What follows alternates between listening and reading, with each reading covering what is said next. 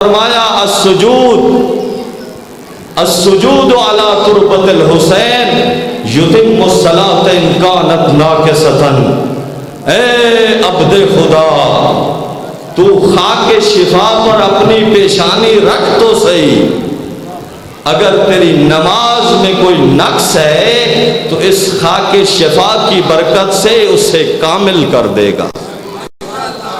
یہ خاک شفا کی عظمت ہے۔ ایک عالم دین گزرے ہیں علامہ ہلی، آپ نے نام سنا ہوا ہوگا۔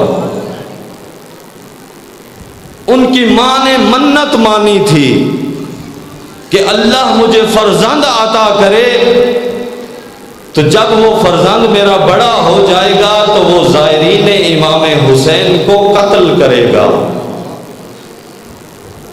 اللہ نے اس کی دعا کو قبول کیا، اس کا فرزند پیدا ہوا، انتظار کرنے لگی، بڑا ہو گیا، جوان ہو گیا، بلایا ایک دن، بیٹا ادھر آؤ۔ ہاں ماں بولیں۔ کہا تمہاری منت ادا کرنے کا وقت آ گیا ہے۔ اماں کون سی منت؟ کہا میں نے منت مانی تھی کہ اللہ مجھے بیٹا عطا کرے گا تو وہ زائرین امام حسین کو قتل کرے گا۔ جاؤ راستہ کربلا پہ کھڑے ہو جاؤ، جو زائر گزرے اسے قتل کر دو۔ آیا راستے پہ کھڑا ہو گیا۔ اب جس طرح مشی ہوتی ہے، جو زائرین بیٹھے ہیں، اسد بھائی بیٹھے ہیں، یہ دیکھا ہے ابھی تو بہت زیادہ رش ہے، کوئی رکاوٹ نہیں، بہت سہولیات ہیں۔ اس وقت لوگ کبھی اپنے بیٹوں کی قربانی دے کے زیارت حسین کیا کرتے تھے، چھپ چھپ کے راستوں سے جاتے تھے۔ انتظار کرتا رہا، کوئی زائر نہ آیا۔ جب تھک گیا، آنکھ لگ گئی، سو گیا۔ عالم خواب میں کیا دیکھا کہ فرشتے مجھے گھسیٹ کے جہنم میں پھینک رہے ہیں۔ جب مجھے جہنم میں پھینکا تو میرے بدن پر وہ جہنم کی آگ اثر نہیں کر رہی۔ میں نے پوچھا فرشتوں سے آخر وجہ کیا ہے کہ یہ آگ مجھ پر کیوں اثر نہیں کر رہی، یہ تو فطرت کے خلاف ہے۔ اس وقت فرشتوں نے کہا کہ یہ جو تیرے بدن پر مٹی ہے، یہ امام حسین علیہ السلام کا ظاہر جب تیرے پاس سے گزرتا تھا، اس کے قدموں سے اڑی ہوئی دھول جو تیرے بدن پر پڑی ہے، اس لیے یہ آگ تجھ پر اثر نہیں کر رہی۔ یہ تو ایک قدم ظاہر ہے کہ جو حسین کی زیارت کو جا رہا ہے، اس کے قدم سے اٹھی ہوئی دھول اگر بدن پہ پڑ جائے تو جہنم حرام ہو جاتی ہے، اگر خاک شفا بدن پر ہو۔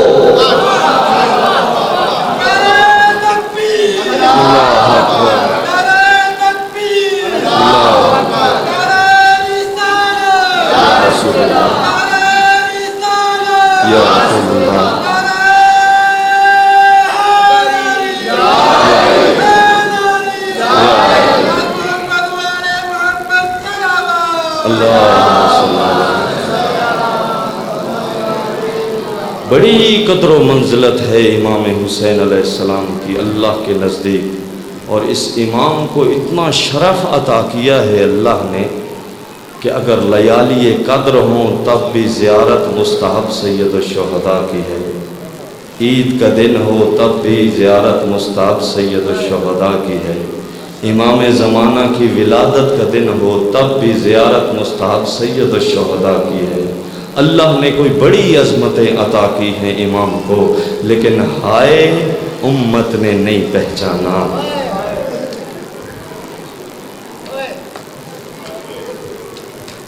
ولید نے بلایا دربار میں، حسین دربار میں آؤ، اور اکیلے آنا۔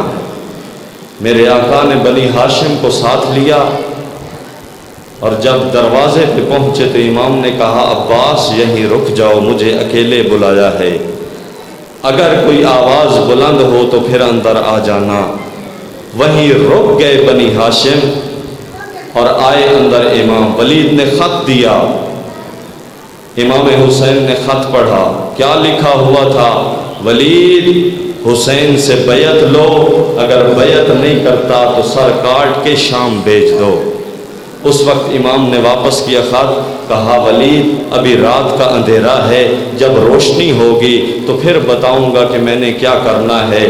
ادھر بیٹھا تھا مروان، اس نے کہا ولید ابھی حسین اکیلا آیا ہے، اگر یہاں سے چلا گیا پھر تیرے ہاتھ نہ آئے گا، ابھی حسین کا سر تن سے جدا کر دو۔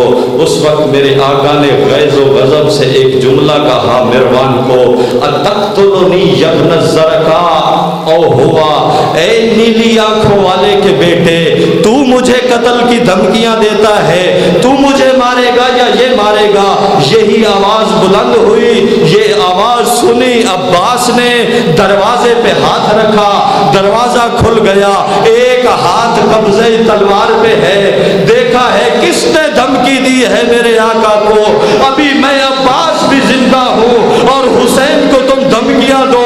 اس وقت حسین نے ایک ہاتھ سینے عباس پہ رکھا، ایک ہاتھ تلوار پہ رکھا، کہا عباس میں علم امامت سے جانتا ہوں، یہ میری مقتل گاہ نہیں ہے، میری مقتل کربلا میں ہے۔ اور امام نے ایک تاریخی جملہ کہا کہ یزید رجل فاسق قاتل نفس المحترمہ، اے ولید تو کہتا ہے میں یزید کی بیعت کروں، یزید تو برا انسان ہے، نفس محترمہ کا قاتل ہے، اور ہم تو اہل نبوت کے خاندان سے ہیں، ہمارے گھر تو ملائکہ کا آنا جانا ہے، مثلی لا یبایو مثلا، مجھ جیسا اس جیسے کی بیعت نہیں کر سکتا۔ ہاں عزادارو، یہ جملہ امام نے کہا اور آئے ہیں سیدھا، لیکن اپنے گھر نہیں گئے، وہاں آئے جہاں بہن زینب بیٹھی تھی، انتظار میں تھی، حسین دربار گئے ہیں، آئے کہا بہن زینب تیاری کرو ہم نے مدینہ چھوڑنا ہے۔ جب بی بی کی شادی ہوئی تھی اس وقت مولا نے عقد میں ایک شرط رکھی تھی، کون سی شرط؟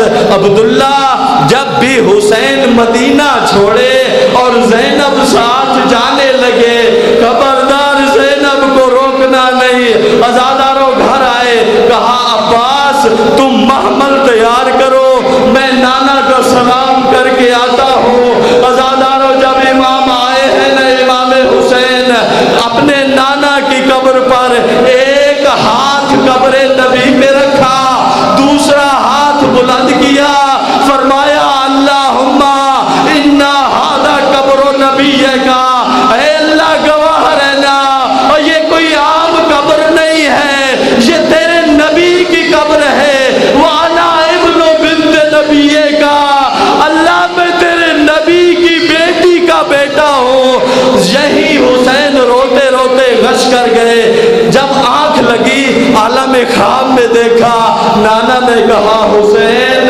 میرا سلام تو کر لیا ہے نا، جاؤ جنت البقیع میں تیری ماں انتظار کر رہی ہے۔ ہاں عزاداروں روایات کے جملے ہیں کہ جب نانا کی قبر پہ آئے تھے بڑے تھم تھم کے قدم رکھے تھے، جب بھیا کی قبر کو سلام کرنے کے لیے آئے بڑے عزت اور اطمینان سے چل کے آئے تھے، لیکن جب رک گیا سید الشہداء نے جنت البقیع کی طرف، جب چلے اپنی ماں زہرا کی قبر کی طرف، عزاداروں حسین اس طرح دوڑے ہیں ماں کی قبر کی طرف، اور جس طرح چھوٹا بچہ دوڑتا ہے، اور ایسے قبر کو سینے سے لگایا اور جیسے چھوٹا بچہ ماں کے سینے سے لپٹ جاتا ہے، اور ایک سلام کیا، السلام علیکہ یا امہ، او امہ غریب حسین کا سلام۔